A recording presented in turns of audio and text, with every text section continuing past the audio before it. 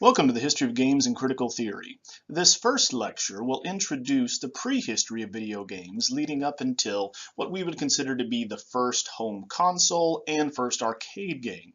Now, the technology required for these games came out of World War II, and the technology developed at first for defense of different countries and offense, and then is going to be adapted for these new purposes.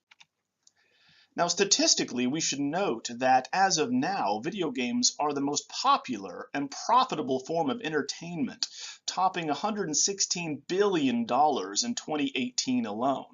So with this meteoric rise, we need to consider that this is also taking into account cinema, music, and many other forms of entertainment. And so how did we actually arrive at this place? First, we need to identify what a video game actually is. And that is to state that it is an electronic game involving interaction with a user interface that allows us to generate visual feedback on a 2- or 3-dimensional video display device. Now, this can be either on a television screen or a computer screen, but the key component here is there must be an interaction with the player and the AI, or the computer controlling the game. Now, video games all involve 4 key important things to consider. The first being rules, that being in all video games, there is a set of rules overseeing what can and cannot be done within the game. We also have playerability, that being what can the player do in the game. Is it involving skill, such as dodging different objects or trying to hit a target? Is it strategy involving, say, mazes or ensuring that you can actually overcome a given obstacle? Or is it merely luck? Now, next we have valued outcome. That is, what specifically are we trying to accomplish with the game? That being, is it set up as winning or losing? Is it merely going to be exploring, building? So we always have some goal in mind here with each game. And then finally, we need to remember that the computer is an active opponent, and so the identity of both the player and the AI, the artificial intelligence involved, is going to be very significant. Now, we must also note that the computer acts both as a participant and as a referee. So we can play against a computer in a video game, for instance, but it also is going to be controlling the rules and ensuring that they are reinforced, what can and cannot be done in a given scenario.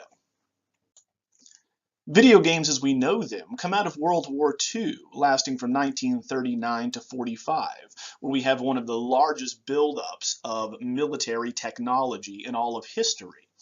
In it, we find that Germany will invade Poland, already building up its arsenal and research and development to create some of the most sophisticated war machines the world had seen. The Axis powers, that being Germany, Italy, and Japan, work frantically to stay ahead of the Allies, that being the United States, Great Britain, and Russia, when it comes to military technology, everything from radar to tanks to advances in computers. This would become the bloodiest war in human history, with 60 million people killed in the conflict, 2.5% of the world population, as a matter of fact. And this is only really made possible because of these advances that we see in technology. So the technological innovations that were developed for the war, such as measuring or calculating missile trajectories or artillery shell trajectories, would then move into the civilian sector and be used for entertainment here soon. One of the best examples of this military technology being adopted can be seen in the use of radar by the British. Now, by 1940, the Germans had conquered all of Western Europe and were looking to conquer Britain as well across the English Channel, but they had no navy. Luckily, Britain had advances in radar, so they could see when German bombers were coming, and thus thwart them, hold them off with the Royal Air Force. So in World War II, radar became essential as a way in which to predict enemy movements and once again prepare for nighttime raids and bombings. And the visuals that one sees in radar, where you would bounce off once again these signals to see how far away and how large and how many objects would be approaching, would be the first type of technology used for entertainment purposes. The cathode ray tube amusement device of 1947, for instance, shortly after the war ended, developed by Goldsmith and Mann, was a prototype for a video game that was never released. It recreated World War II radar displays where U.S. missile defense systems thereafter would use to track these types of incoming flights and ensure that, say, a Pearl Harbor did not happen again where the Japanese bombed the U.S. fleet.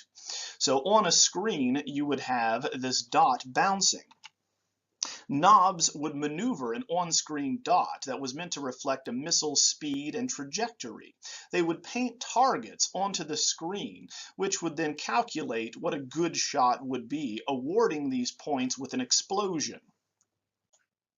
Like the cathode ray tube amusement device, we find that there are many technologies developed in order to either predict when something would be coming towards, right, a given land area, or also to calculate bomb trajectories. And that's what the electronic numerical integrator and calculator, more famously known as the ENIAC, was designed for in 1946.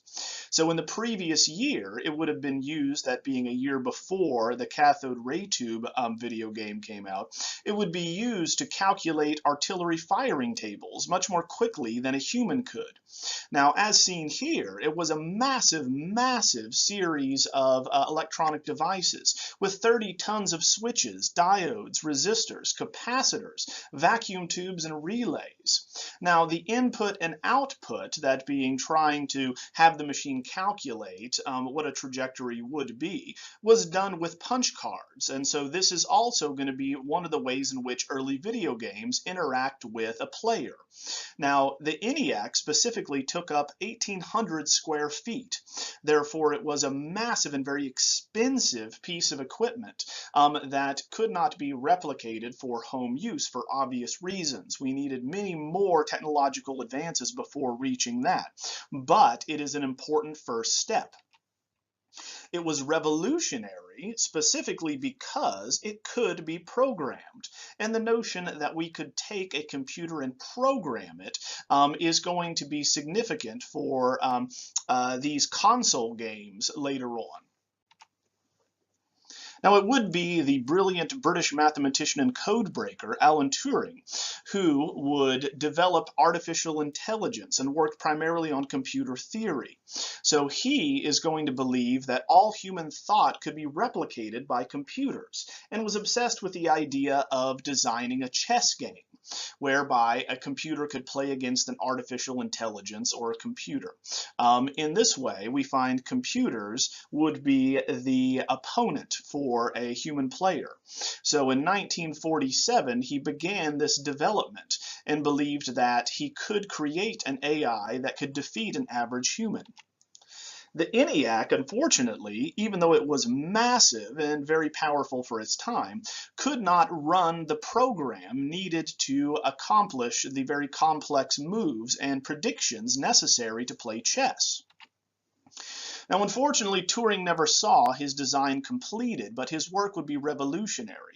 Now, at the time, we find that homosexuality in Britain was greatly discouraged and was rather demonized. And so once he was discovered, he committed suicide 2 years after beginning this project.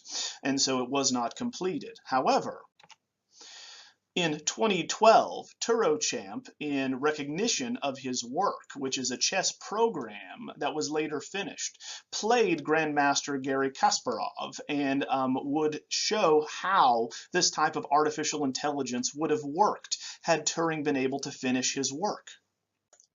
Following in the footsteps of Turing, Christopher Strachey is going to be inspired by him, and in his Checkers of 1951 included an artificial intelligence. Now, artificial intelligence is defined in many different ways and by different experts. Suffice it to say, for our purposes, we will define it as a system's ability to correctly interpret external data, to learn from such data, and to use those learnings to achieve specific goals and tasks through flexible adaptation. In other words, we find that artificial intelligence can react to its environment as it is going to be programmed. Now, the visual representation used by Strachey and his checkers was that of a board and text output. Now, the artificial intelligence gave, in this instance, the illusion of personality, which is what made it so interesting. In fact, it would print out moves on a teleprinter, and the machine would make a running commentary on the game, saying such things as, "Shall we toss for the first move?" And the player, much like the ENIAC, would feed the moves into the machine, like the punch cards of old. And if any mistakes were made, such as not being able to land on a particular part for these checker spaces, the machine would let the player know and ask them to repeat it. If you continued to make mistakes, the machine would eventually refuse to waste any more time on the player and become relatively snarky. So this type of artificial intelligence was quite amusing at the time because it was the first of its variety. Now, unfortunately, checkers never achieved widespread recognition, but in the community developing these types of games and artificial intelligence, much like Turing's idea for chess, it was influential. At the same time that checkers was being developed, John Bennett developed NIM. And this computer company, Ferranti, was actually hired by the British to produce many eye-catching exhibits for the Festival of Britain. Now, Britain was still recovering from being carpet-bombed in World War II by the Germans, and so they were still trying to rebuild, much like much of Europe at the time. Now, the game NIM was inspired by Nimitron, a 1940 game that was a parlor game that was viewed at this earlier festival. Now, NIM is a counting puzzle in which one would take piles of matches as played in the real world, and players would take turns removing them until the person to pick up the last match would win, as seen here in this demonstration. Here we have another demonstration to where you had to select the separate lights that would come on in order to win the specific game. Here's the World's Fair with the Nimitron, which was very entertaining and eye-catching and enraptured audiences with its bank of flashing lights representing said matches. It was so popular that it continued to go on tour outside of Britain into Berlin, where once again the leader of that country was also very amused by it.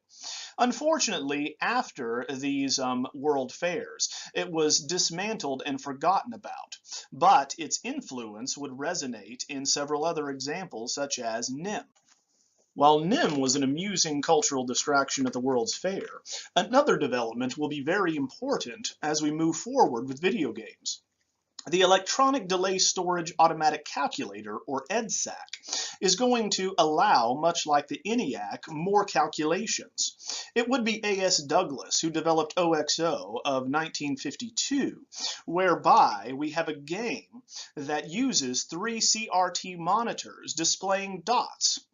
And you realize that these dots aligned perfectly with a 35 by 16 grid. Now, this grid allowed the playing of tic-tac-toe as we would understand it. So the world's first stored program computer here with the EDSAC would allow the computer to store these routines that are kept in the memory and run whenever required. So because the memory allowed them to hold on to these programs, these routines, we could now play a game with the computer, the artificial intelligence, with tic-tac-toe.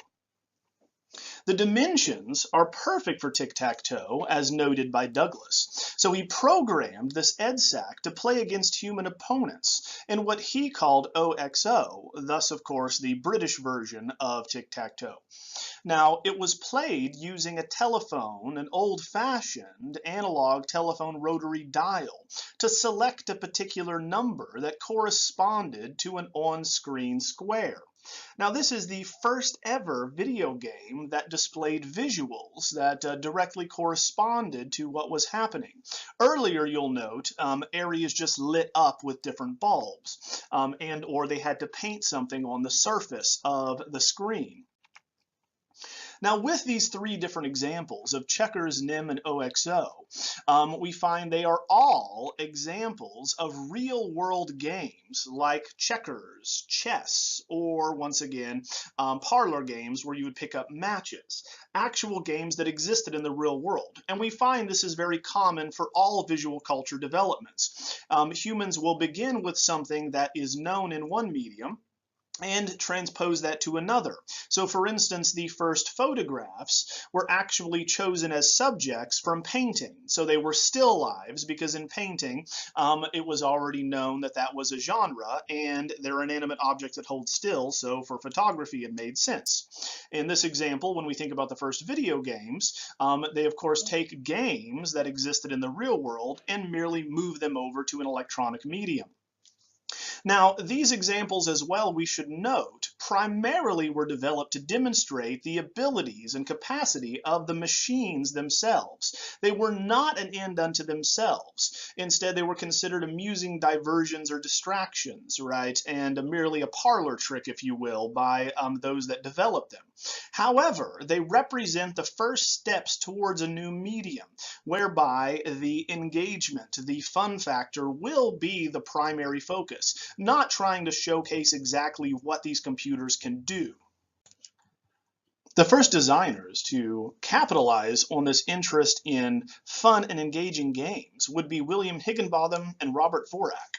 They would develop Tennis for Two in 1958. Now, they were bored by the banks of switches and lights that they saw in these earlier parlor games. So the chain-smoking pinball lover, that being Higginbotham, wanted to create something that was fun.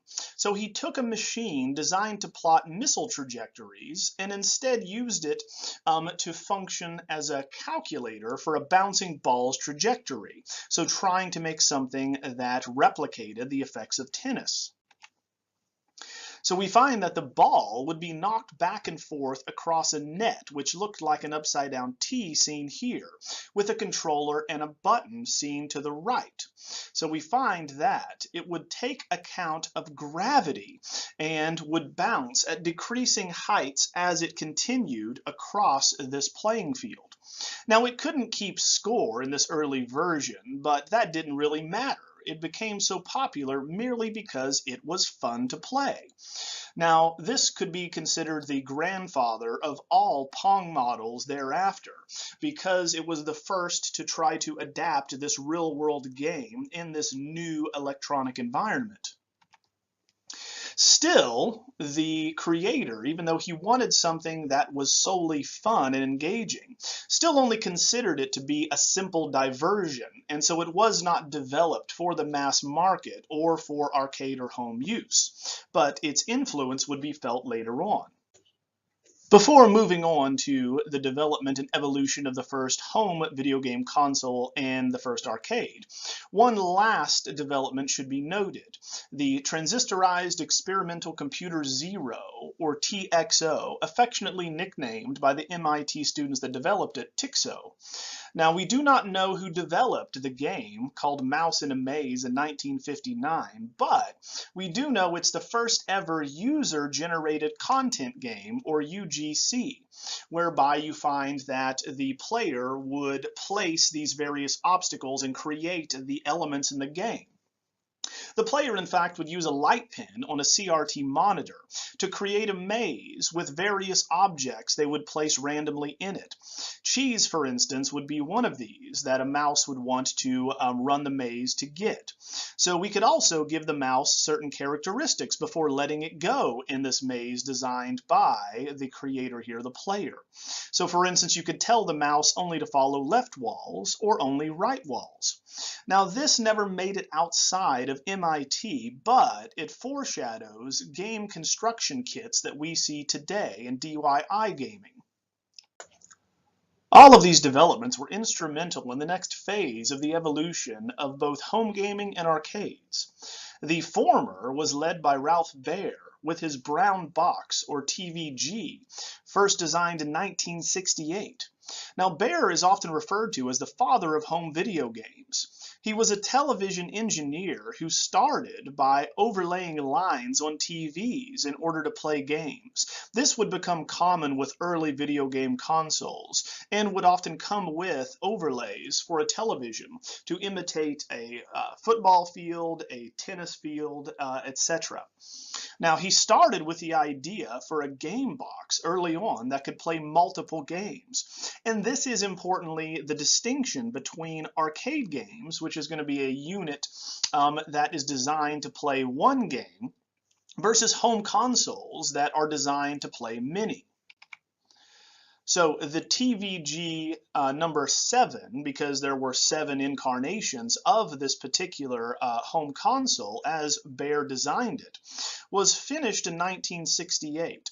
Here we have 7 games in the original version with 2 handheld controllers and a light gun, as well as a golf joystick. Some of the games that were included in this original home console would have been volleyball, golf game, ping pong, hockey, and target shooting. Notably, many of these carry on the earlier traditions, such as the games that were replicating ping pong and tennis that we discussed. Now, we find that to toggle between each of these games, there were switches on the back of the machine instead of cartridges. As we will discuss with the rise of Atari next time, we need the ability to program and for the memory in these devices in order to have separate cartridges. This does not exist yet in 1968. Now, the original aluminum chassis was covered with a wood grain patterned vinyl, thus it became nicknamed the brown box. Now, it was purchased by Magnavox in 1971. Baer was not able to secure funding and distribution and development from another company. Now, we find that Magnavox converted the design to the Magnavox Odyssey, but here is what the brown box originally would have looked like had it gone to market. Released by Magnavox in 1972, the Odyssey is the first home video game console and was designed to play multiple games on a home computer or TV. Now, the original design by Baer was changed by Odyssey in order to maximize profitability, so they scaled it back, stripping away many of its features. The original console by Baer was designed to sell for $25. Magnavox sold it for a whopping $100 and had many of the accessories sold separately, such as the rifle and additional games. They also, unfortunately, removed the sound chip in order to save costs, and so there was no noise or soundtrack associated with the game. Players would play in silence. Or, later on, they added the ability for players to purchase an additional sound accessory. Also, they packaged the AC power adapter separately, so they nickel and dimed customers as much as they possibly could. In addition, we find that Magnavox ensured that it could only play on Magnavox TVs and only sold it in their dealerships, not in regular retail stores. So we find that they tried as much as possible to maximize the profitability of this first video game system, but set all of these obstacles in their way. Now, despite all of these poor choices by Magnavox, 300,000 units still sold, which is a testament to the original idea here and how desirable it was to have a home video game system. The most popular of the games sold by Magnavox on this original Odyssey were tennis and table tennis. So we find that with these, the only difference in them would be the background color. Now we find that the controllers for the Magnavox Odyssey were also quite bizarre. They were upright cuboids with knobs on either side. The left-handed knob actually had the serve button for this very popular tennis game, as you can see here. Despite its failings, the Magnavox Odyssey is the first home video game console that was sold commercially. Now we will turn to the evolution of the first arcade video game as seen here. This evolution begins with a supercomputer and MIT students, namely Steve Russell, Martin Gretz, and Wayne Witonen. They developed Space War in 1961. We find that Space War, as seen here to the left and played with a joystick, had two spaceships which were nicknamed affectionately the Needle and the Wedge for their appearance. Now, the needle and the wedge could be turned 360 degrees and moved forward with a thruster button. One would say this is the grandfather of the later Asteroids games and other spaceship or space flying games. Now, each ship has a number of limited missiles that it has, and the goal is to shoot the other player, so it's a two-person game, while avoiding being sucked into the center, which was the most novel addition to the game. So here we can see why it was nicknamed the Needle and the Wedge, and you can see the number of missiles that one has next to one ship. Now, this, unfortunately, because it was so expensive to produce, had very limited exposure, so it was only played at MIT by students and professors. But it was the basis for the first arcade game. This would come about by way of Nolan Bushnell. Now, he was a game manager for an amusement park and an entrepreneur and a charismatic salesman. He was initially responsible for fixing broken down machines, the most popular at amusement parks at the time being racing games and shooting galleries. He would later co-found Atari. Now, his original plan was to open pizza joints with arcade games, along with animatronic characters that played music, a forerunner to today's Chuck E. Cheese. Now, he was convinced that a version of Space War could be the first arcade game if properly designed and marketed. Along with Dabney, they developed Computer Space in 1971 and had in mind a new type of entertainment for bars and restaurants that we take for granted today, but dominated the 1970s and 80s. Now, as the first of its kind, we find Bushnell is going to design a fiberglass cabinet in 4 colors. The machine, as seen here, would lean towards players and was advertised with a lady posing next to the cabinet.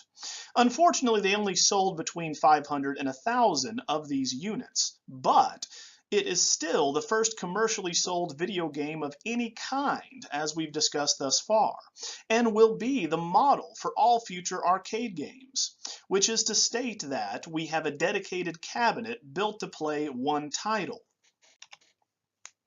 In the game, we find that it's controlled by 4 buttons in an aviation-inspired panel with individual labels, as seen here to the right. It was very popular with young people and tech-minded individuals, and it was a new experience that people had, thus it was quite entertaining. Unfortunately, it was very difficult to control and came with very complex instructions. Still, it was the first of its kind, so improvements will be made here shortly. In the game, built on and around Space War, as we just discussed, we have a pair of flying saucers that function as the antagonists for the player. They would zigzag around the screen together, firing shots at the player's ship, controlled by changing the orientation and then hitting thrusters, much like Space War. Now, the game kept score up to 15, at which point, once again, the game would end. Each death would cost the player 1 point.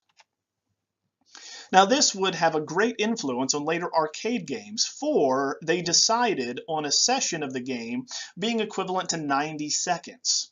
So if the player scored more points than saucers, the screen would show a hyperspace effect and would grant another 90 seconds of play, though this is very rare because it was a very challenging game. Barring a few examples, most of the games we've discussed thus far are either based on real-world games, such as tennis, or on science fiction, such as spaceships and space firing at one another. Now, the next series of games, which will be very popular, it's important to note what is happening historically in the 1970s. For at the end of World War II, the world was divided into spheres of political influence, led by the United States in the West with capitalism, and the USSR and the Soviet Union on the other side with communism. As you can see here, communism spreads rapidly in the 1950s. The People's Republic of China is founded in 1949 and was an attempt, once again, of the Soviet Union to spread communism throughout Asia and further south. So a war is going to begin first with the Korean War, then the Vietnam War, in order to stop the expansion of communism into these southern areas.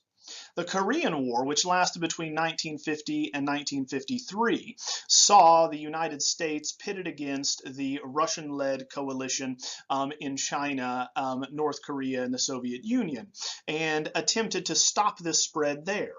Now, obviously, even though the war ended in 1953, communism continued to spread south, and the Soviet Union continued to spread its influence, thus leading to the Vietnam War, otherwise known as the Second Indochina War.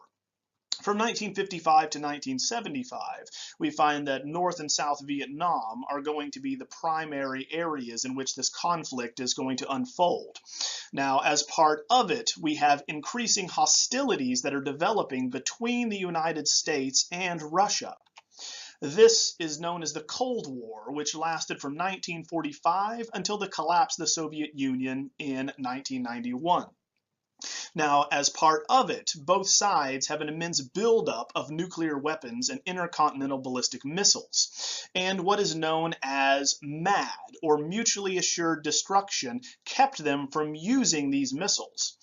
But regardless, we find that in the United States, it is constantly on the mind of both the players of these video games and the general public that we could die of nuclear annihilation and war at any time. Thus, we find a new series of games are going to develop which would directly relate to this in the public consciousness. Galaxy Game is one of them, designed by Bill Pitts and Hugh Tuck. Now, they also wanted to make a coin-operated space war, but they only planned to make one machine, buying a PDP 1120 mini computer for $14,000. They reconfigured this very powerful machine to a coin-operated game. Now, Pitts was a computer hacker and programmed the game, while Tuck was a mechanical engineer and built the enclosure, this cabinet. Now, at the same time in the United States, we have the civil rights movement beginning in the 1960s and continuing on in the 1970s. This is going to find that racial and gender equality was demanded across the U.S. and was especially championed on college campuses. So we find that, as seen in 1970 with the Kent State campus shooting by the Ohio National Guard, where students are protesting the Vietnam War, that the term war is highly politicized and is very unpopular in America, as teenagers are tired of being drafted into a war that they do not see as important and beneficial and necessary, as a complete waste of time and them going to their deaths for no reason. So the group here that designed this latest arcade game avoided the term war for these reasons. So here we find that Galaxy Game is going to be what they settled on. Now, the total cost of one of these units was $20,000. Now, since it cost 10 cents to play, or you could put in a quarter and play 3 games, we find that it wasn't very cost effective. But if you survived until the end of the game, you got another free game. Now, it was released 2 months before Computer Space on the Stanford campus, and thus it is cited as the first commercial video game. However, this is kind of laughable because it cost $20,000, therefore it's not scalable. So it's a very, very expensive one-off. It would be Nolan Bushnell, who despite only selling 500 to 1,000 units of his game, still wanted to aim higher. So he needed a better game, one that could be understood in an instant by players, and played even after a few beers, as he said. So in 1972, he saw the Odyssey's tennis game, which became the impetus for the next great development in gaming. Next time, we will continue on with the development of early gaming up to the rise of Nintendo, as we see Atari becoming the powerhouse, both in arcades and at home.